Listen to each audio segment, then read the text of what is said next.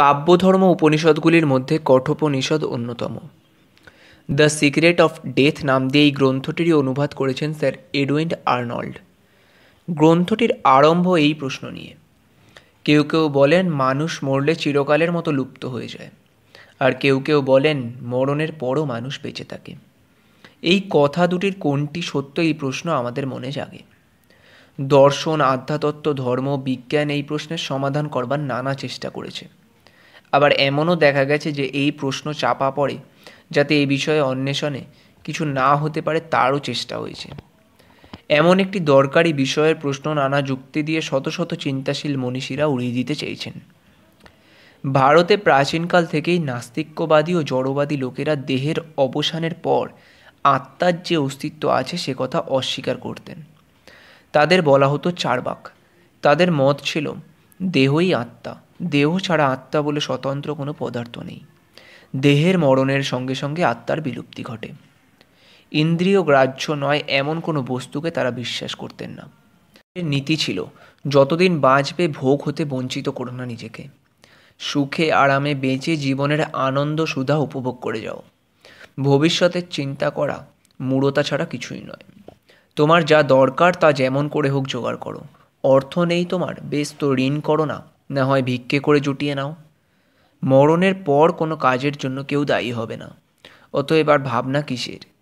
প্রায় সকল দেশেই এমনই ধরনের চার্বাক দেখা যায়। ওল্ড টেস্টামেন্টে আছে, সলমন বলেছেন, যা মন চায় তাই করো, স্ফূর্তি করে খাও দাও, আনন্দ করো, স্ত্রী পুত্র নিয়ে ঘরে সুখে ঘর করো, যা করতে পারো সকল শক্তি দিয়ে করো, কারণ শেষ অবধি তো যেতেই হবে সেই কবরে। কাজ বলে, কৌশল বলে, জ্ঞান বলে কোনো জিনিস পরলোকে থাকে না। এইভাবে চিন্তাশীল দলের বিস্তার লাভ ঘটেছে ও তাদের সংখ্যা দিন দিন বেড়ে চলেছে। এদের বলা হয় নাস্তিক, বস্তুবাদী, জড়বাদী প্রভৃতি। এদের মতে আত্মাকে যারা দেহ থেকে পৃথক সত্তা বলে ভাবেন এবং মৃত্যুর পর জীবনের অস্তিত্বে বিশ্বাস করেন, তারা হন অবোধ বা গোড়া কুসংস্কারী। আর যারা এদের মত অনুসরণ করে চলেন তারা চতুর ও বুদ্ধিমান। এদের অনেকেই আত্মা বলে কোনো পদার্থকে বিশ্বাস করেন না। কোনো যুক্তি এরা মানতে রাজি নন, কারণ ইন্দ্রিয় দিয়ে যা পাওয়া যায় না তার অস্তিত্ব তারা স্বীকার করতে চান না। আত্মার অস্তিত্বের বিরুদ্ধে এরা বিস্তর বই লিখেছেন, কিন্তু তথাপি তারা কি এই চিরন্তন প্রশ্নকে থামিয়ে দিতে পেরেছেন? মরণের পর কী থাকে? প্রায় সবার মনেই কি সত্যই জাগে না এই প্রশ্ন? আজও এই প্রশ্ন জাগে যেমনটি জাগত হাজার হাজার বছর আগে। কেউ তা বন্ধ করতে পারে না, কারণ আমাদের স্বভাবের সঙ্গে অচ্ছেদ্যভাবে জড়িত এই জিজ্ঞাসা। সকল দেশে সকল জাতির পাপী, ভক্ত, পুরোহিত, যাজক, আমির, ফকিরের মনে ওই একই প্রশ্ন উঠেছিল। আর আজও আমরা সেই প্রশ্নের আলোচনা করে চলেছি। ভবিষ্যতেও এর নিবৃত্তি হবে বলে মনে হয় না। জীবন সংগ্রামের ডামাডোলে কখনো কখনো এই প্রশ্ন একটু আড়াল পড়তে পারে হয়তো। আরামে, বিলাসে, ভোগসুখের প্রাচুর্যের মধ্যে মগ্ন হয়ে গিয়েও এ প্রশ্ন না জাগতে পারে। অনেক ভ্রান্ত যুক্তি দিয়েও ভুলিয়ে রাখতে পারি নিজেদের, কিন্তু যখনই আমরা মৃত্যুর আকস্মিক আবির্ভাব প্রত্যক্ষ করি, আমাদের কোনো প্রিয়জনকে যখন দেখি মুমূর্ষু অবস্থায়, তখন কি মনে মনে জাগে না এই প্রশ্ন, কি এই মৃত্যু? মরণের পর মানুষ কোথায় যায়? মৃত্যুর পর কি থাকে মানুষের সত্তা? সেই সুপ্ত প্রশ্ন তখন জেগে ওঠে, শান্তি নষ্ট করতে থাকে আমাদের মনের। কিন্তু প্রশ্ন আমাদের ফিরে আসে এক দুর্ভেদ্য, দুর্লঙ্ঘ প্রাকারে ধাক্কা খেয়ে। খিঞ্চেতা অল্পবুদ্ধি যারা থেমে যায় সেখানেই। সে প্রাচীরটি আর কিছুই নয়, সেটি হচ্ছে এই ধারণা যে আত্মা দেহ হতে জাত, জড়দেহেরই ফলস্বরূপ। যারা এই কঠিন বাধাকে অতিক্রম করতে পারে তারা বুঝতে পারে মৃত্যুর পর আত্মা থাকে কি না। কোনো সময়ে কোনো ব্যক্তি পুনরুজ্জীবিত হয়েছিল। এ থেকে প্রাচীনকালে মনরোত্তর ভবিষ্যৎ জীবনের অনুমান করার ধারার সূত্রপাত হয়েছিল, কিন্তু এতে আধুনিক মত তৃপ্ত হয় না। কোনো লোকের কথাকে প্রমাণ্য বলে বিশ্বাস করার দিন চলে গেছে। আমরা আর শিশু নই। বেশ পাকা যুক্তি না পেলে আর মন বিশ্বাস করে না। বিষয়টা আমরা গভীরভাবে দৃষ্টি দিয়ে দেখতে চাই। যারা অলৌকিক পুনরুত্থানে বিশ্বাস করেন তারা হয়তো বলবেন যে এ ব্যাপারে অবিশ্বাসীদের কোনো আশা নেই, কিন্তু তাদের কথায় আমরা আস্থা স্থাপন করতে পারি না। এখন বিষয়টিকে শিক্ষিত লোকেরা চান দার্শনিক, মনস্তাত্ত্বিক, আধ্যাত্মিক, বৈজ্ঞানিকভাবে দেখতে। এখন বিচার করা যাক, দেহই যে আত্মা সৃষ্টির কারণ এ কথার মধ্যে কোনো যুক্তিযুক্ত বা সন্তোষজনক ব্যাখ্যা আছে কিনা। মন কি বুদ্ধি কি আত্মা কতগুলি পদার্থের সংযোগে সৃষ্ট, এ কথা যদি ধরে নেওয়া যায় তবুও একটি প্রশ্ন এসে দাঁড়ায়, সেটি হচ্ছে এই দেহের কারণটি কী? সেই শক্তি কোন শক্তি যা বিভিন্ন লোকের দেহ বিভিন্নভাবে গড়ে তুলেছে, আর সে ভেদেরই কারণ বাকি? বস্তুবাদী চার্বাকেরা বলবেন আমাদের দেহ পিতা মাতাদের দেহ থেকে সৃষ্টি হয়েছে, সুতরাং পিতামাতারা যখন আমাদের দেহের সৃষ্টিকর্তা তখন তাদের দেহই আমাদের দেহ সৃষ্টির কারণ। কিন্তু এই উত্তর উপযুক্ত নয়, কেননা জড়দেহ সৃষ্টির কারণ নির্দেশ করতে গিয়ে বস্তুবাদীরা আরও কতকগুলি জড় পদার্থের কথা বলেছেন। কাজেই প্রশ্নের উত্তর দেওয়ার পরিবর্তে আরেকটি প্রশ্নেরই বরং উত্থাপন করেছেন। এখন জড় পদার্থের কারণ কি? এর উত্তরে বলবে কি যে পিতামাতার শরীর? পিতামাতার শরীরও তো কতগুলি জড় পদার্থের সমষ্টি। কাজেই জড়ের কারণ জড়। এভাবেই একটার পর একটা প্রশ্ন চলতে থাকবে, উত্তর আর দেওয়া হবে না। তাতে বরং অনন্তকাল ধরে অমীমাংসিত প্রশ্নেরই জের চলতে থাকবে, সমাধান আর হবে না। আত্মার সৃষ্টির কারণের এই যে উত্তর, অর্থাৎ দেহ থেকেই আত্মার সৃষ্টি, এই ধরনের যে উত্তর, কার্য থেকেই কারণের সৃষ্টি হয়, সেই রকমেরই উত্তর। প্রশ্নের উত্তর তো দূরের কথা, প্রশ্নের প্রবাহই তাতে চলতে থাকে, এ যেন ঘোড়ার আগে গাড়িকে রাখা। আধুনিক শরীরতত্ত্ববিদ, চিকিৎসক ও অন্যান্য বস্তুবাদীরা বলেন আমাদের দেহ কতকগুলি পদার্থের সমন্বয়ে গঠিত, আর বুদ্ধি, চেতনা, মন অথবা আত্মা জড়দেহ থেকে উৎপন্ন হয়। তারা বলেন চিন্তা বা জ্ঞান মস্তিষ্কের ক্রিয়াজাত, প্রতিটি বিশেষ চিন্তা মস্তিষ্কের বিশেষ বিশেষ অংশের ক্রিয়াপ্রসূত। এই কথাও বলেন তারা। এছাড়া তারা বলেন প্রত্যেকটি বিশেষ ধরনের চিন্তা সৃষ্টি হয় মস্তিষ্কের বিশেষ একটি অংশ থেকে। আমরা যখন কোনো বস্তু দেখি অথবা দেখা জিনিসের কথা ভাবি, তখন বুঝতে হবে আমাদের মস্তিষ্কের নয়নাংশের স্নায়ুসমূহের বিশেষভাবে স্পন্দন সৃষ্টি হয়েছে। তেমনি শ্রবণ স্নায়ুগুলোর সক্রিয়তার ফলে শোনার কাজটি হয়ে থাকে। যেসব আধুনিক বিজ্ঞানীরা বলেন চিন্তা মস্তিষ্ক সৃষ্ট ফল, তারা মনকে মস্তিষ্কের সহ পরিণামী বলে ভেবে থাকেন। অর্থাৎ তাদের মতে মস্তিষ্কের কাজ ফুরিয়ে গেলেই মনের কাজও ফুরিয়ে যায়। আত্মা বলে স্বতন্ত্র কোনো পদার্থ নেই, সুতরাং মরণের পর জীবনের কোনো কথা উঠতেই পারে না। চেতনা নামক ঘটনাটি বিশেষ বিশেষ পদার্থের এবং মস্তিষ্কের বিশেষ বিশেষ অংশের কার্যকারণের সঙ্গে সম্পর্কযুক্ত। আত্মার সত্তা এরা মোটেই মানেন না। দেহের অঙ্গ প্রত্যঙ্গের কাজ বন্ধ হলেই অনুভূতি ও চেতনা লোপ পায়। আমাদের মনের অন্যতম উপাদান চেতনা বস্তুটির অস্তিত্ব ঘটায় মস্তিষ্কই। অনেকের মতে মস্তিষ্ক যন্ত্রের ক্রিয়ার ফলেই চেতনা প্রভৃতি মনের উপাদানগুলির উদ্ভব হয়। কেউ কেউ বলেন পাকস্থলী থেকে যেমন পরিপাক শক্তির, যকৃৎ থেকে যেমন পিত্তের উৎপত্তি, মস্তিষ্ক থেকে তেমনই চিন্তা ও চেতনার সৃষ্টি। খাদ্য সামগ্রী যেমন পাকস্থলীতে পড়বার পর অন্য জিনিসে রূপান্তরিত হয়, মাথার বস্তুও তেমনি স্নায়ুমণ্ডলীর সংস্পর্শে ভাব, চিন্তা, অনুভূতি, ইচ্ছা, বাক্য প্রভৃতিতে পরিণত হয়। তাহলেই দেখা যাচ্ছে মন অথবা আত্মাকে মস্তিষ্কের রস নির্যাস বলা যেতে পারে। তাই মস্তিষ্ক নিষ্ক্রিয় হয়ে গেলে আত্মার নাশ হয়। মোট কথা তাদের মতে মনের বৃত্তি বা সংস্কারগুলি হলো খাদ্য সামগ্রী বিশেষ। সুতরাং তারা জড় এবং দ্রষ্টা মন থেকে সম্পূর্ণ ভিন্ন। অন্যতম বিখ্যাত বস্তু দার্শনিক বুকনার বলেন চিন্তা শক্তিকে সাধারণ স্বাভাবিক ক্রিয়া বা গতির একটি বিশেষ রীতি বলতে হবে। জে লুইস বলেন একটা ধাতব দণ্ডকে জ্বলন্ত চুল্লিতে রাখলে সেটা যেমন ক্রমে উত্তপ্ত হতে না হতে ফিকে লাল থেকে ঘোর লাল এবং ঘোর লাল থেকে সাদা রং পায়, জীবন্ত জীবকোষগুলিতেও তেমনি উত্তেজক বস্তুর উত্তেজনা বৃদ্ধির সঙ্গে সঙ্গে বাড়তে থাকে সূক্ষ্ম অনুভূতি। পার্সিভাল লোয়েল বলেন আমাদের মনে যখন কোনো আইডিয়া বা ধারণা আসে তখন ব্যাপারটা এরকম হয়। আণবিক পরিবর্তনের স্নায়ু শক্তি প্রবাহ স্নায়ুগুলির মধ্যে দিয়ে গিয়ে গ্রন্থিগুলিতে পৌঁছায়, সেখান থেকে শেষে যায় বহিস্থ কোষসমূহে। এই শক্তি ওই বহিস্থ কোষসমূহে পৌঁছে আর এক গুচ্ছ অণু দেখতে পায়। এরা কিন্তু ওই বিশেষ পরিবর্তনে অভ্যস্ত নয়। উপরোক্ত শক্তির স্রোত এখানে এসে বাধা পায়, আর এই বাধা অতিক্রম করবার চেষ্টায় কোষসমূহ জ্যোতির্ময় হয়ে ওঠে। কোষসমূহের এই একটা যে শ্বেত আভায় উজ্জ্বল হয়ে ওঠা, একেই বলা যেতে পারে চৈতন্য। সংক্ষেপে বলতে গেলে চৈতন্য স্নায়ুজ্যোতি। যেসব পাশ্চাত্য জড়বাদীরা মনে করেন দৈহিক শক্তিগুলি রূপান্তরিত হয় ভাব, চিন্তা, অনুভাবনা প্রভৃতি মানসিক ক্রিয়ার ফলে, তারা বর্ণনাও করেন কেমনভাবে তা হয়। হারবার্ট স্পেন্সার এই শ্রেণীর একজন জড়বাদী বৈজ্ঞানিক। তিনি এই মতের সমর্থক, তবে তিনি ওই রীতি ব্যাখ্যা বা বর্ণনা করেননি। তিনি এটিকে একটি রহস্যময় ব্যাপার বলে ছেড়ে দিয়েছেন। এর মানে এই যে মনের ধারণাগুলি রূপান্তর ঘটে থাকে, তবে কিভাবে ঘটে তা জানা যাবে না। হারবার্ট স্পেন্সার মস্তিষ্কের আত্মাকে আত্মা বলে মনে করেছেন। একে তিনি তুলনা করেছেন পিয়ানোর সঙ্গে। তিনি বলেছেন, আমাদের আইডিয়া অর্থাৎ ধারণা বা চিন্তাগুলি হচ্ছে পিয়ানোর মধ্যে স্থিত পরস্পর পাশাপাশি সাজানো সুর আর তালের মতো। ওদের কতগুলি যখন সজীব সক্রিয় থাকে, অন্যগুলি তখন নিষ্ক্রিয় হয়ে যায়।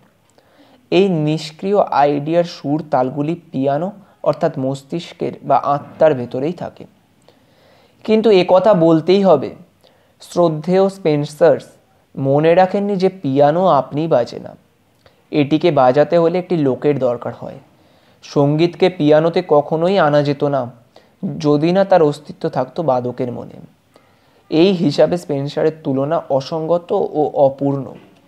এর চেয়ে বরং তিনি যদি এমন মনে করতেন যে এই মস্তিষ্ক হতে মন বা আত্মা ভিন্ন, আর এই মন বা আত্মায় সমস্ত মস্তিষ্ক ও স্নায়ুতন্ত্রীকে ঝঙ্কৃত করে, তাহলে তার উপমা সঙ্গত হতো বলে মনে হয়। অধ্যাপক W.K. ক্লিফোর্ড নামে আরেকজন বস্তুবাদী দার্শনিকও এই দেহশক্তির সমন্বয়ে মনের বা আত্মার উৎপত্তির কথা বিশ্বাস করেন। তিনি বলেন, চৈতন্য নামক পদার্থটি বড় জটিল। কতকগুলি জড়বস্তুর মিশ্রণে এর উদ্ভব। এই বস্তুগুলি হচ্ছে অনুভূতি সমষ্টি। এই অনুভূতিগুলি মিলে একটি ধারা বা প্রবাহের সৃষ্টি করে। একেই চেতনা প্রবাহ বলা যেতে পারে। কারণ চৈতন্যের মধ্যে প্রত্যেকটি অনুভূতির মতো মস্তিষ্কের স্নায়ুবার্তারও সত্তা আছে। মস্তিষ্কের ক্রিয়া বড় জটিল। এর ক্রিয়া কতকগুলি উপাদানের সংযোগের ফলে সৃষ্টি হয়ে থাকে। সেগুলি হচ্ছে স্নায়ুতন্ত্রের ক্রিয়া। চৈতন্য ধারার প্রতিটি অনুভূতির সঙ্গে মস্তিষ্কে একটি করে স্নায়ুস্পন্দনের ক্রিয়া থাকে। অপ্রতিরোধ্য ঘটনাবলী চেতনাকে সংযুক্ত করে শরীরের সঙ্গে, যাতে আমরা তা থেকে জানতে পারি। আর তা সামগ্রিকভাবে হয় না, বরং এর এক একটি অংশ বহুভাবে মস্তিষ্কের বিশেষ কাজের সঙ্গে যুক্ত। আর যদি ঠিক এই ধরনের একটি যোগাযোগ প্রতিষ্ঠিত হয় আধ্যাত্ম শরীরের সঙ্গে, তবে তা থেকে বুঝতে হবে যে সাধারণ পার্থিব শরীরের সঙ্গে সঙ্গে আধ্যাত্ম শরীরেরও মৃত্যু অনিবার্য। হলেই দেখা যাচ্ছে যে সমস্ত বস্তুতান্ত্রিক দার্শনিকরা মস্তিষ্ক অথবা পার্থিব শরীর থেকে পৃথক আত্মার সত্তা স্বীকার করেন না, তারা উৎপত্তিবাদ বা সংহতবাদের দোহাই দিয়ে মন ও চৈতন্যকে জড়বস্তু বা জড়বস্তু সমষ্টি থেকে সৃষ্ট পদার্থ রূপে প্রতিপাদন করতে চেষ্টা করেন। ভারতেও চার্বাকরা ওই মত প্রচার করেছিলেন। তারা স্থূল শরীর হতে আত্মার সত্তার কথা বিশ্বাস করতেন না। বৌদ্ধদেরও অভিমত ছিল এই একই রকম। তারা বলতেন জড়দেহই মন ও বুদ্ধির কারণ। অচেতন পদার্থের সংযোগের ফলেই চৈতন্য বস্তুর উৎপত্তি। তারা নির্দিষ্ট কতকগুলি পদার্থের রাসায়নিক মিশ্রণের ফলে মদ্যের মাদকতা শক্তির উদাহরণের কথা উল্লেখ করেন চৈতন্য সৃষ্টির প্রসঙ্গে। বেদান্ত কিন্তু এই জড়বাদী মতের খণ্ডন করেছে। বেদান্তের মতে বস্তু বা পদার্থ বিশ্বের অর্ধাংশ মাত্র, অপরার্ধ হলো মন বা আত্মা। একটি হতে আরেকটির উৎপত্তি নির্ণয় করা অসাধ্য। বস্তু ও শক্তির জ্ঞানকে বিশ্লেষণ করলে দেখতে পাই যে বস্তু বা শক্তিকে চৈতন্যের সাহায্য ব্যতি রেখে জানা যায় না। এগুলি স্বয়ংবদ্ধ নয়। কোনো জিনিস জানা মানে মনের অবস্থার রূপান্তর হওয়া। আমরা যখন বলি বস্তুর সত্তা আছে, তখন আমরা একটা বিশেষ মানসিক পরিবর্তন লক্ষ্য করি। তার বেশি আর কিছু জানবার উপায় আমাদের নেই। মন নিজেকে ছাড়িয়ে কোথাও যেতে পারে না। আমরা যখন অনুভব করি আত্মা বা মন মস্তিষ্কেরই ক্রিয়াফল, তখন আরেকটি মন বা জ্ঞাতার কথা মেনে নিতেই হয়। তা নইলে মস্তিষ্কের সে ক্রিয়া সম্বন্ধে সচেতন হওয়া যেতে পারে কেমন করে? যে কোনো জ্ঞান জ্ঞাতার চৈতন্য বা আত্মসচেতনতার ওপর নির্ভর করে। সুতরাং সেই সচেতনতা বা জ্ঞানের বিষয় অস্বীকার করা অসঙ্গত নয়। জন স্টুয়ার্ট মিল সত্যই বলেছেন, মানুষের মস্তিষ্ককে অস্ত্রোপচার করে যখন আমরা দেখি, আত্মা বা মন বলে কোনো পদার্থের অস্তিত্ব খুঁজে পাওয়া যায় না। সুতরাং আত্মার সত্তাকে অস্বীকার করে বলি আত্মা বা মন মস্তিষ্ক থেকেই সৃষ্টি হয়েছে, তখন কিন্তু একটি কথা ভুলে যায় যে আত্মাকে অস্বীকার করা মানে আরেকটি পৃথক আত্মা বা মনের সত্তাকে আমরা স্বীকার করছি। জড় বস্তু বা যে কোনো পদার্থের জ্ঞান যখন আত্মচৈতন্যের ওপর নির্ভর করে, তখন সেই আত্মচৈতন্যের পূর্বসত্তাকে আমরা কখনোই অস্বীকার করতে পারি না। আত্মচৈতন্যই সকল পার্থিব জ্ঞানের আধার এবং আত্মচৈতন্যের মাধ্যমেই আমরা জড় বস্তু বা জড় বস্তুর সমষ্টি সম্বন্ধে জ্ঞান লাভ করি। জে রোম্যান্স বলেন, যে মন বিষয়বস্তুর চিন্তা করে বা করতে পারে, তার কথা বাদ দিয়ে বাহ্য প্রকৃতির আর কোনো ব্যাপারের কথা ভাবাই যায় না। সুতরাং আমাদের ক্ষেত্রে অন্তত প্রত্যেক বিষয়েরই পূর্ব মনের সত্তার কথা স্বীকার্য। এটাই হলো আমাদের জীবন রীতি। আর সব কিছুই বুঝতে হবে এর আলোক বা মাধ্যমে সৃষ্টি হয়। তাই মনকে দৈহিক ক্রিয়ার ফল বলতে হয় যে ওটি তার নিজেরই ক্রিয়া এবং এটি একটি গোলমেলে পরিভাষা ছাড়া অন্য কিছুই নয়। সুতরাং দেখা যাচ্ছে জড়বাদীরা মত দাঁড়াতে পারছে না। আধুনিক বিজ্ঞানের মতে গতিরই সৃষ্টি করে, অন্য কিছু নয়। তাহলে আণবিক গতির ফলে যে চেতনা ও বুদ্ধির উদ্ভব হয়, সে ব্যাপার ব্যাখ্যা করা যাবে কি করে? এই চেতনা বা বুদ্ধি তো আর গতি নয়। তাই বেদান্ত দর্শনের মতে চেতনার কারণ কখনো জড়বস্তু হতে পারে না। চেতনা স্বতন্ত্র, স্বাধীন ও বস্তু নিরপেক্ষ। যাকে বস্তু বলা হয় তার মাধ্যমে তার ভেতর দিয়েই চৈতন্য প্রকাশ পায়। অন্যতম বিখ্যাত দার্শনিক শিলার বলেন, বস্তু চেতনাকে সৃষ্টি করে না, তাকে সীমায়িত করে মাত্র এবং তার তীব্রতাকে বিশেষ সীমার মধ্যে আবদ্ধ করে রাখে। পরমাণুর বিন্যাস তথা পদার্থের সম্মিলনে চেতনা গঠিত হয় না, বরং সংশ্লিষ্ট সীমাবদ্ধতার মধ্যে তার প্রকাশ সংকুচিত হয়ে থাকে। অন্যান্য জড়বাদী দার্শনিকদের মতে হচ্ছে, আত্মার সত্তা সম্বন্ধে মানুষের যে ধারণা তা কল্পনার সৃষ্টি ছাড়া আর অন্য কিছু নয়। ক্যান্ট বলেন, আত্মার গঠন ও রূপকে আত্মা ব্যতীত অন্য কোনো বস্তু দিয়ে জানা যাবে না, কেননা আত্মার ঘটোপাদান আত্মা থেকে ভিন্ন নয়। কোনো ভারতীয় বৌদ্ধ দার্শনিকের মতে ডেভিড হিউমও মনে করতেন, মানুষের আত্মা কতগুলি অনুভূতি ও ধারণার সমষ্টি ছাড়া আর কিছু নয়। তিনি বলেছেন, আমি যখন একান্তভাবে আপনাকে পাই, তখন শীত উষ্ণ, আলো ছায়া, প্রীতি বিদ্বেষ, সুখের দুঃখের অনুভব করি। যখন আমার সে জ্ঞান থাকে না, যেমনটি ঘটে সুষুপ্তিতে, তখন আমার আমিত্ব বোধ লোপ পেয়ে যায়। মরণ যখন ওইসব জ্ঞান একেবারে অপহরণ করে, তখন আমারও ঘটে বিলুপ্তি। কিছু তখন ভাবি না, কিছু অনুভব করি না, দেখি না, ভালোবাসি না, ঘৃণা করি না। কাজেই পরিপূর্ণ অনস্তিত্ব এর চেয়ে বেশি কি হতে পারে? ডেভিড হিউমের মতে প্রতিদিনের নিদ্রায় আত্মার মৃত্যু হয়। মানব আত্মার প্রকৃতির এই ব্যাখ্যা কজন গ্রহণ করেন জানি না। প্রত্যক্ষবাদীরা মস্তিষ্ক, হৃদযন্ত্র ও পাকস্থলী বিশ্লেষণ করে আত্মাকে দেখতে চান। সঠিকভাবে পরীক্ষা করলে সেই সব বস্তুতান্ত্রিক ও অজ্ঞেয়বাদী যুক্তির মধ্যে অসংলগ্নতা ও অসঙ্গতি পাওয়া যাবে, যা সমর্থন করে এই তত্ত্ব। আত্মা হলো শরীরের কার্য বা ফল। শরীরের মধ্যে না পেলে এর অস্তিত্ব তারা স্বীকার করতে চান না। কিন্তু প্রাচীনকাল থেকে এইরূপ মতবাদ প্রচলিত থাকলেও ওই সব যুক্তিতে কি জিজ্ঞাসা তৃপ্ত হয়? মন তবু যেন মানতে চায় না যে মরণের সঙ্গে সঙ্গে জীবনের সব বৈশিষ্ট্য চিরকালের জন্য লুপ্ত হয়ে যাবে। বিবেক, বিচার ও বুদ্ধি, যুক্তি এবং সমাধানের মধ্যে কোনো সান্ত্বনা পায় না। সত্য কাকে বলবো? যা চিরকাল থাকে তাই সৎ বা সত্য। সত্তা বস্তুর অস্তিত্ব যদি আজ সত্য হয় তো অনন্তকাল তা সত্য থাকবে। আত্মাকে যদি জড় বস্তু বা স্বতন্ত্র বলে সত্তা বলে মেনে নেওয়া হয় বা না মানা হয়, তাহলে জীবনের বহু বিষয়ের তাৎপর্য ঠিক অবগত হয় না। তাতে ইউরোপ ও আমেরিকার পরলোক তত্ত্ব গবেষণা সমিতিগুলির প্রকাশিত বিবরণ ও ব্যাপারগুলির ব্যাখ্যাও করা যায় না। অনেক ঝানু নাস্তিক ও বস্তুবাদী কখনো কখনো নির্জন কক্ষে কৌচে বা আরামকেদারায় বিশ্রামকালে তাদের দ্বিতীয় একটি সত্তাকে প্রত্যক্ষ করেছেন। এমনও হয়েছে যে এইসব দ্বিতীয় সত্তাকে কথা কইতে, চলতে ও অন্যান্য কাজ করতে দেখা গিয়েছে। তবে কেমন করে বোঝা যাবে এসব ব্যাপার? ভারতে যোগীদের দ্বিতীয় সত্তার আবির্ভাবের কথা শোনা যায়।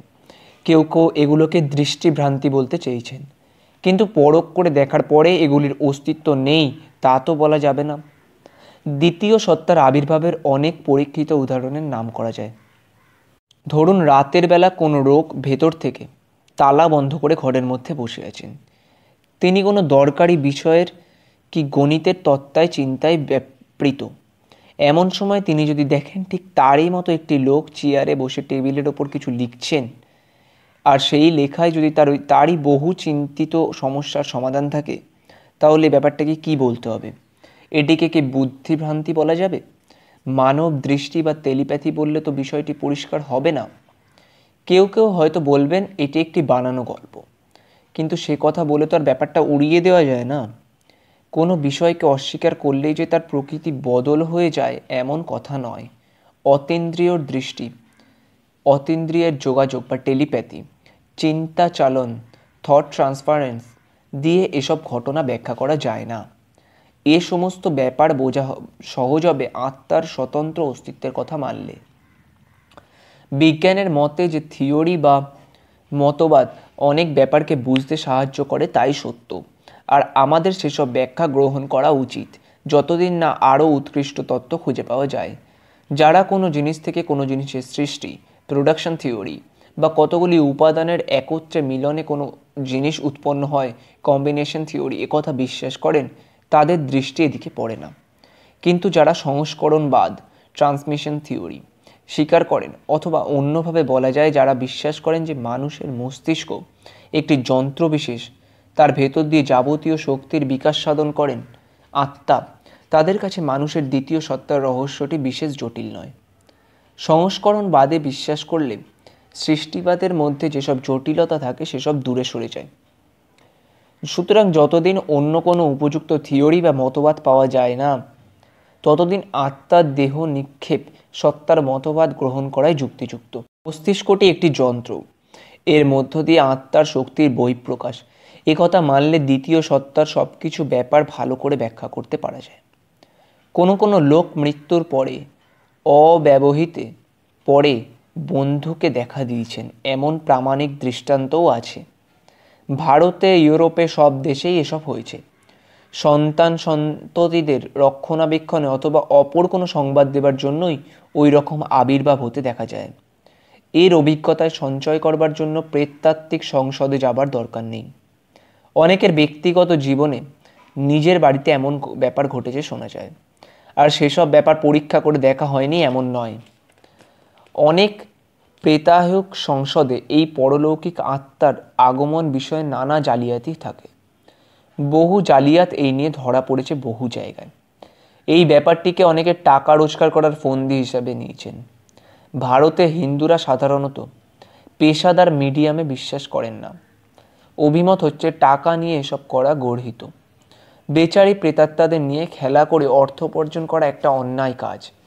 এখন যে সমস্ত প্রেতাত্মারা তোমাদের কাছে আসে তাদের উপলক্ষ করে কেনই বা তোমরা জীবিকা উপার্জনের ব্যবস্থা করো? আমাদের মনে হয় সাধারণ ভিক্ষাজীবী ফকিরেরাই ওইসব কাজ করে। যদিও অনেক অনেক মিডিয়ামের জাল জালিয়াতি ধরা পড়েছে এবং অনেক প্রেতাত্মার আবির্ভাবটা নিছক ঐন্দ্রজালিক খেলা বলে জানা গেছে। তাহলে একথা ঠিক যে ওই মিথ্যা প্রতারণার জন্য মরণের পরে দেহাতিরিক্ত যে আত্মার অস্তিত্ব থাকে তা অস্বীকার করা যাবে না। এখন প্রশ্নটি হচ্ছে, মরণের পর আত্মা যদি জিনিস থাকেই, তাহলে সে বৈশিষ্ট্য বজায় রাখতে পারে কি? বেদান্ত দর্শন বলে হ্যাঁ, তা পারে। মর্ত সীমায় আবদ্ধ বিদেহী আত্মাগুলোর তাদের ব্যক্তি স্বাতন্ত্র্যও বজায় রাখে। যেমন পাশ্চাত্য দার্শনিক বলেন, হিন্দু ধর্মের উচ্চতম আদর্শ হলো আত্মার বিলুপ্তি সাধন। তারা হিন্দু ধর্মের কিছু জানেন বলে মনে করা চলে না। উক্তি তাদের অজ্ঞতায় প্রমাণিত হয়। মনে হয় ওই দার্শনিকরা খ্রিস্টান মিশনারিদের কাছ থেকে এই রকম ধারণা পেয়েছেন। আর খ্রিস্টান মিশনারিরা তো একমাত্র নিজেদের ধর্ম ছাড়া কোথাও কিছু ভালো দেখতে পান না। কিন্তু হিন্দু শাস্ত্র যদি অভিনিবেশ সহকারে পড়া যায়, তাহলে দেখা যাবে কোথাও মৃত্যুর পর আত্মার ধ্বংসের কথা নেই, বরং ঠিক তার বিপরীত মতটাই পাওয়া যাবে। আত্মা হচ্ছে অনন্ত ও অমর। ভগবদ্ গীতায় আছে, মানুষের আত্মা অবিনাশী, অস্ত্রের দ্বারা একে ছেদন করা যায় না, আগুনে একে পোড়ানো যায় না, বাতাসে একে শুকিয়ে ফেলতে পারে না, আর জলেও একে ভেজানো যায় না। একে অর্থাৎ আত্মাকে যিনি হন্তা বা হত বলে মনে করেন, তিনি জানেন না আত্মা হত্যাও করে না, হতও হয় না। র্যালফ ওয়াল্ডো এমারসন ভগবদ্গীতা পড়ে এই শ্লোকটির ব্রহ্ম নামে একটি পদানুবাদ করেছিলেন ইংরাজিতে, যার বাংলা তর্জমা দাঁড়ায়, আত্মাকে যে হন্তা কিংবা হত মনে করেন, জানেন না সে ভালোভাবে সূক্ষ্ম তত্ত্ব কিবা। আত্মা কিন্তু হন্তা কিংবা নগ্ন কভু, জীবরূপে আসে যায় অখণ্ড স্বরূপে। আত্মার বৈশিষ্ট্য রক্ষা সম্পর্কে বেদান্ত বলে, প্রত্যেক আত্মাই পার্থিব জীবনে অর্জিত সকল অভিজ্ঞতা, সংস্কার ও ধারণা সঙ্গে নিয়ে যায়। মন, বুদ্ধি, ইন্দ্রিয়, জ্ঞান আত্মার সঙ্গে সঙ্গে থাকে এবং সে যা চিন্তা ও কর্ম করে তাদের সমস্ত ফলই সংস্কারের আকারে সঙ্গে সঙ্গে নিয়ে যায়। হিন্দুদের অন্ত্যেষ্টিক্রিয়ার মন্ত্রগুলি বুঝলে দেখা যাবে যে মৃত ব্যক্তির আত্মীয়রা তার নামে প্রার্থনা ও সৎকাজ করেন তার সদ্গতির লাভের জন্য। কেননা তারা বিশ্বাস করেন যে মৃত্যের উদ্দেশ্যে বা নামে সকল কিছু সুচিন্তা, প্রার্থনা ও সৎকর্ম বিদেহীদের পরলোকে সাহায্য করে। হিন্দুরা বিশ্বাস করেন যদি মৃত আত্মাদের কল্যাণ কামনা না করে কেবল নিজ স্বার্থ ও কৌতূহল চরিতার্থে জন্যই স্মরণ ও আহ্বান করি, তাহলে তাদের পার্থিব পরিত্যক্ত দেহটিতে নির্দিষ্ট একটি ব্যক্তিত্বে আবদ্ধ থাকার জন্য তাদের বাধ্য করা হবে। ব্যক্তিসত্তা বা ব্যক্তিত্ব শরীরের সঙ্গেই জড়িত থাকে। প্রত্যেক জন্মে বিশেষ পরিবেশ অনুসারে আমাদের এক একটা ব্যক্তিত্ব গড়ে ওঠে। কোনো আত্মাকে যদি তার একটি বিশেষ ব্যক্তিত্ব ও পরিবেশের গণ্ডির মধ্যে আটকে রাখা হয়, তাহলে আর ঊর্ধ্বগতি হয় না। সেজন্যই পরলোকগত আত্মাকে আমাদের পার্থিব জগতে টেনে আনা উচিত নয়, বরং তার উদ্দেশ্যে ভালো কাজ করে তার ঊর্ধ্বগতির সাহায্য করা উচিত। বৈদিক যুগের লেখকরাও যে প্রেতলোকে বিশ্বাস করতেন তা জানা যায়। তাদের লেখাতেই পিতৃলোকের উল্লেখ পাওয়া যায়। যম সেখানের রাজা ও শাসক, মানুষের মধ্যে তিনি নাকি প্রথমে সেখানে গিয়েছিলেন, গিয়ে তিনিই সেখানকার রাজা হন। হিন্দুরা স্বর্গসত্তা বিশ্বাস করেন, কিন্তু যথার্থ কোনো নরক আছে বলে স্বীকার করেন না। তবে হিন্দুর স্বর্গ খ্রিস্টান কিংবা মুসলমানের স্বর্গ হতে ভিন্ন। হিন্দুরা মনে করেন স্বর্গ এমন একটা জায়গা যেখানে মৃত ব্যক্তিরা তাদের পূর্ণ কর্মের ফল ভোগ করতে যান। সেখানে গিয়ে তারা কিছুকাল থাকেন, যতকাল পূর্ণ কর্মের ক্ষয় না হচ্ছে ততকাল। সে পূর্ণ ফল ভোগ শেষ হলে আবার তারা মর্তে ফিরে আসেন। খ্রিস্টান, মুসলমান, জুরোথ্রিস্টীয়রা স্বর্গকে ইন্দ্রিয় সুখের পরম রমণীয় স্থান বলে মনে করেন। সেখানে আমোদ প্রমোদ নাকি অফুরন্ত। হিন্দুদের মতে ওই অবস্থা চরম কাম্য নয়। তারা বলেন সেই সমস্ত স্বর্গীয় আমোদ আহ্লাদও কিছুকাল স্থায়ী হয়, তারপর সেসবেরও ক্ষয় হয়। মনে করুন কোনো প্রেতাত্মা 1,00,000 বছর একযুগ স্বর্গে ভোগ করল, কিন্তু সেই 1,00,000 বছরও অনন্তকালের তুলনায় অনেক কম সময়। তাই হিন্দুরা বলেন স্বর্গের ফল ভোগ শেষ হলে আত্মাকে আবার জন্ম নিতে হয়, হয় এখানে নয়তো ওখানে অন্য কোথাও। আত্মার ভাব ও প্রকৃতি অনুসারে সেসব গতি নির্ধারিত হয়। গীতায় বলা আছে স্বর্গই অথবা যে কোনো লোকই হোক, সেখান থেকে আত্মাকে ফিরে আসতে হবেই। এর কারণ হচ্ছে এই যে এ সবই সুখময় জগতের বিষয়, সুতরাং পরিবর্তনশীল। যিনি সত্যকে উপলব্ধি করেন তিনি পরিবর্তনশীল বিশ্বের ঊর্ধ্ব গমন করেন। পারস্যবাসীরা বিশ্বাস করতেন মৃত্যুর 3 দিন পরে আত্মা স্বর্গে কিংবা নরকে যায়, আপন আপন ভাবনা, কামনা ও ক্রিয়াকর্ম অনুসারে। পারস্যবাসীদের এই ধারণা ইহুদি ও খ্রিস্টানরাও নিয়েছিল। প্রাচীন হিব্রু সম্প্রদায় মরণোত্তর জীবন বা মৃত্যুর বিষয় নিয়ে মাথা ঘামাননি। তাদের বিশ্বাস ছিল ঈশ্বর মানুষের নাসিকার ভেতর দিয়ে প্রাণবায়ু দিয়ে দেন। সেই প্রাণবায়ু যেমন জিহোবার কাছে এসেছে তেমনি তার কাছেই আবার ফিরে যায়। প্রত্যেক প্রাণের প্রাণবায়ুও সেখান থেকে এসেছে, সেই কারণে ফিরে যায়। মানুষের ক্ষেত্রে যেমন অপর তির্যক প্রাণীদের ক্ষেত্রেও তাই। এই প্রাণবায়ুকে তারা বলেন নেফেস বা রুয়াক বা নেজামা। মিশরীয়রা আত্মার দ্বিতীয় সত্তাকে ছায়ার মতো বলে মনে করতেন। তাদের মতে যতদিন দেহ থাকে ততদিনই সেই ছায়া থাকে। এ থেকে দেহকে রক্ষা করে মমি করে রাখার ধারণা ও প্রথা এসেছিল।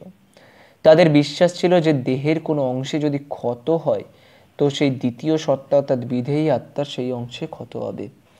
তাই আত্মাকে অক্ষত রাখার জন্য দেহকে ক্ষত বিক্ষতহীন করে রাখতে, নষ্ট হতে দিতেন না। চালডিয়াবাসীরা মানুষের দ্বিতীয় সত্তায় বিশ্বাস করতেন। দেহ নষ্ট হয়ে গেলে আত্মাও নষ্ট হয়ে যাবে, এই ছিল তাদের ধারণা। তাই মৃত দেহের পুনরুজ্জীবন বা পুনরুত্থান প্রতীক্ষা করে থাকতেন। অনেক খ্রিস্টানেরাও এই রকম বিশ্বাস আছে। এই বিশ্বাস থেকে এদের মধ্যে দেহকে ভেষজ দ্বারা অনুলেপন করে কবর দেওয়ার প্রথার উদ্ভব হয়েছে। কোনো কোনো খ্রিস্টান এখনও বিশ্বাস করেন মৃত্যুর পর দেহের পুনরুত্থান হবে। তাদের বিশ্বাস আত্মা অনন্তকাল থাকবে, যদিও এর জন্ম বা আরম্ভ একদিন হয়েছে। আত্মার জন্ম সম্বন্ধে খ্রিস্টানদের সংস্কার এই যে পরমেশ্বর প্রত্যেক আত্মাকে জন্মের সময় নতুন করে সৃষ্টি করেন। কিন্তু হিন্দুদের মত হচ্ছে যার জন্ম আছে তা অনন্তকাল থাকতে পারে না, তার শেষও হতেই হবে। আত্মাকে ঈশ্বর বা অপর কোনো দেবতা সৃষ্টি করেন, হিন্দুরা এ কথা মানেন না। তাই এই আত্মা অজ অর্থাৎ জন্মহীন, নিত্য, শাশ্বত। হিন্দুদের মতে মৃত্যুতে আত্মার ধ্বংস হয় না। তাদের মরণের অর্থ দেহান্তরের প্রাপ্তি। এই মৃত্যু জীবনের নিত্য সহচর। পরিবর্তন বা রূপান্তর ছাড়া পার্থিব জীবন সম্ভব নয়। প্রতিদিনই কোনো না কোনো রকমের পরিবর্তন বা মরণ ঘটছেই। প্রতি 7 বছরে দেহের প্রতিটি কণিকার পরিবর্তন হয়ে নতুন সৃষ্টি হয়। হাক্সলি বলেন, শরীর তত্ত্ব মানুষের জীবন সম্বন্ধে যে কথা বলে তার অর্থ সুগভীর এবং তার তুলনায় রোমিও কবির ব্যাখ্যায় দৈন্য দেখা যায়। জীবন ও সত্তা কি মহেরুও, কি পতঙ্গ, কি মানুষ যে কোনো রূপই নিক না, তা আদিরূপকে শুধু যে শেষ পর্যন্ত রূপান্তরিত হতেই হয়। এর খনিজ এবং প্রাণহীন উপাদানগুলির মধ্যে মিশে যেতে হয় তা নয়, একে সর্বদাই মরতে হয়। কথাটা বিপরীত শোনাবে, তবু বলতে হয় যে মরে না পাল্টালে জীবন বাঁচতে পারে না। দেহের প্রতিটি কণিকার পরিবর্তন হলেও আমরা বেঁচে থাকি, আমাদের জীবনধারার বিচ্ছেদ ঘটে না। শৈশব হতে বার্ধক্য অবধি আমাদের অমৃত্য বোধ কিংবা স্বরূপের কোনো বৈলক্ষণ সংঘটন হয় না। অমৃত্যবোধের এই যে অবিচ্ছন্নতা, একে কি পদার্থতত্ত্ব কি রাসায়নিক বিদ্যার নিয়ম অনুসারে ব্যাখ্যা করা যাবে না। দর্শনের মতে চিন্তা, অনুভূতি বা বুদ্ধিযান্ত্রিক বা আণবিক গতির ফলে উৎপন্ন হতে পারে না। আধুনিক বিজ্ঞানের মতে গতির সৃষ্টি করে। তা যদি হয়, দেহের আণবিক গতি কেমন করে চৈতন্য সৃষ্টি করবে? নিশ্চয়ই কোনো উচ্চতর শক্তির কল্যাণে তা সম্ভব। এই শক্তিকেই তো সাধারণ ভাষায় বলে আত্মা। দেহের আণবিক বা রাসায়নিক পরিবর্তনের প্রভাব আত্মার ওপর পড়ে না। এই আত্মাই সেসব পরিবর্তনের কারণ। আত্মার কোনো রূপান্তর বা মৃত্যু নেই।